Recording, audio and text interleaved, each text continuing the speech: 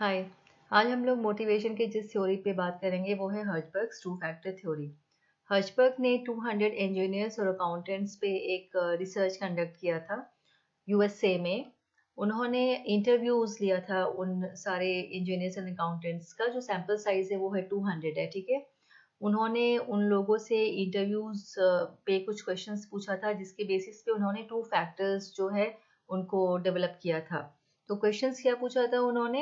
ये पूछा था कि तुम कोई ऐसे इवेंट्स के बारे में बताओ अपने जॉब का जिसकी वजह से यू फेल्ट एक्सट्रीमली सेटिस्फाइड, जिसकी वजह से तुम बहुत ही सेटिस्फाइड फील करते हो।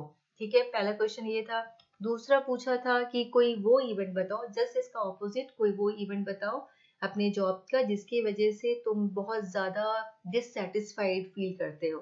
ठीक है, so basically he asked two key questions. First is describe those events on the job when you felt extremely satisfied. Secondly, describe those events on the job when you felt extremely dissatisfied.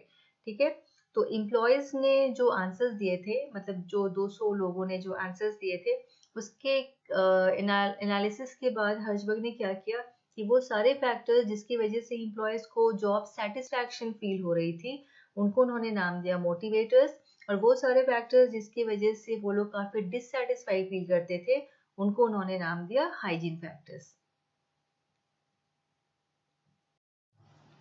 वो जो दो factors जिसके बारे में Herzberg ने बोला था वो क्या है?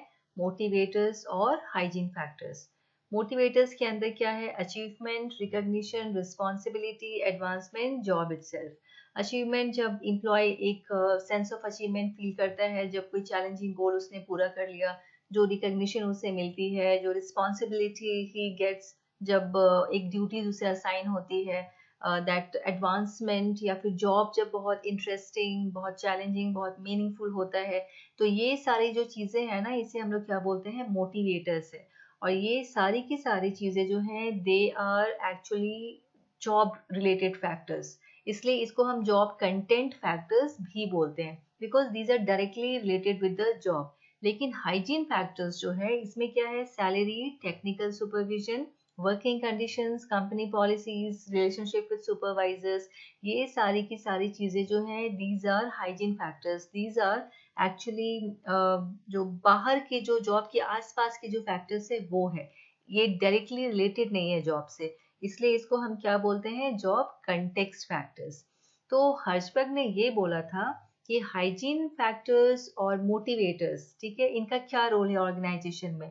हाइजीन फैक्टर्स का होना ऑर्गेनाइजेशन में इसलिए जरूरी है क्योंकि ये होने से एम्प्लॉय डिससेटिस्फाई फील नहीं करेंगे, ठीक है। लेकिन हाइजीन फैक्टर्स होने से वो मोटिवेटेड भी फील नहीं करेंगे। Motivation is a different factor, it's a different thing actually. Motivate करने के लिए एम्प्लॉय को क्या होना जरूरी है ऑर्गेनाइजेशन में? मोटिवेटर्स का होना जरूरी है, ठीक है। Hygiene factors prevent dissatisfaction but don't motivate workers. Hygiene factors को हम मेंटेनेंस फैक्टर्स भी बोल सकते हैं क्योंकि इसका होना इसलिए जरूरी है बिकॉज एक एक मेंटल हाइजीन मेंटेन करने के लिए वर्कर्स की हाइजीन फैक्टर्स का होना जरूरी है, ठीक है। Other name for hygiene factor is maintenance factor because they are necessary to maintain a reasonable level of mental hygiene of workers. तो इसलिए हम लोग मतलब हर्जबर्ग ने क्या बोला था कि हाइजीन फैक्टर जो है वो डिससेटिस्फैक्शन जो है वो प्रिवेंट करेगी, डिससेटिस्फाई होने नहीं देगी एम्प्लॉयज को, लेकिन वो मोटिवेट भी नहीं करेगी, ठीक है। मोटिवेट करने के लिए दूसरा सेट ऑफ फैक्टर्स है, वो क्या है? वो मोटिवेटर्स है। So motivators must be there in the organization to motivate employees.